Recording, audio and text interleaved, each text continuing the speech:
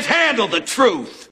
Hello everybody, my name is Ifan Yoban. This is 360 Degree Mastery. This is a channel where we teach you personal effectiveness, self-mastery, and how to create, grow, and manage your wealth.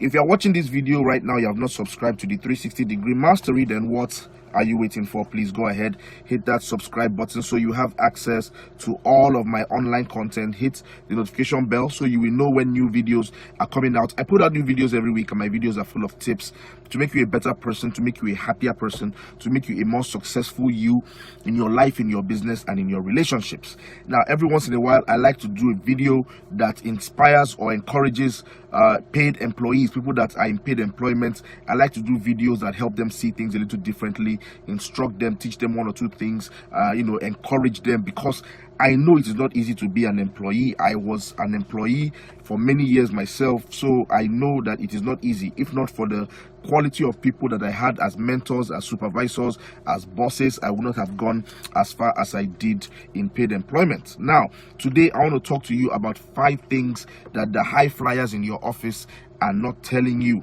All right, 5 things that those people who are so good at their job, those people who win employee of the week, employee of the month, that get all the promotions, that get all the bonuses, that are superstars at the workplace, those things that they are doing that they are not telling you. Now, number 1 is that they decided to be the best long before now. They decided that they will be the best long before now. The truth is that success is not, is not a coincidence. Excellence is not a thing of chance. They decided that they were going to be the best at their workplace, so they made that commitment, and they probably made that commitment a long time ago, probably before stepping into that office, that I'm going to beat every other person, I'm going to do better than every other person. If you think they're not watching you, they're actually watching you in their rearview mirrors to make sure that they are always ahead of you. That is number 1. They decided that they were going to be better than everyone else. Number 2 is that they work harder than you do. When you have gone home at the end of the day, when you have logged out, when you have shut down, these people are still working. They may not be working physically, you may not see them working, but they are still working. They are still putting things together. They are still making sure that their work, speaks for them, moves forward ahead of them. So that is one thing that you need to learn. You want to be a superstar, you want to be a high flyer, then you have to make that sacrifice. It's not when at the end of the day you shut down and then you go home and that's the end of it. No, they continue working, they continue paying attention, to their job. That is one of the reasons that makes them high flyers. Now, number 3 reason is similar to number 2, which is they pay attention to detail. High flyers pay attention to detail. Superstar employees pay attention to detail. They dot their I's, they cross their T's. They do not do haphazard work because they know that they need to maintain a persona. They need to impress, the powers that be. So they pay attention to detail. Those mistakes that would cost them favor in the eyes of the bosses, they avoid them. They make sure that they root all those mistakes out, and it makes the management happy with them. So they pay attention to detail. That is number 3. If you are working at the kind of person that good enough is good enough for you, then you cannot be a high flyer. You have to learn how to pay attention to detail. You have to learn how to dot those I's and cross those T's. You have to make sure that you do not make careless mistakes, so that you can become a high flyer as well. Number 4 is they have mastered communication.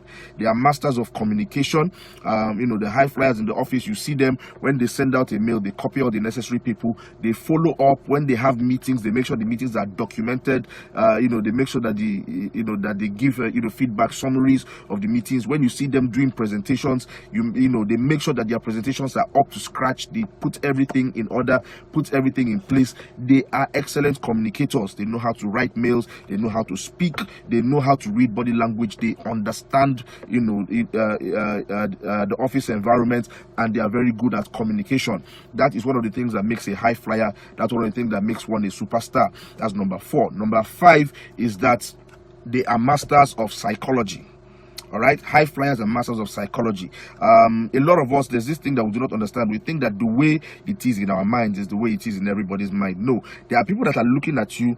They don't like you. They don't know why they don't like you. But it may be because of the way you present yourself. Some people are loud. They come into a room. They want everybody to see them, to know them, to hear them.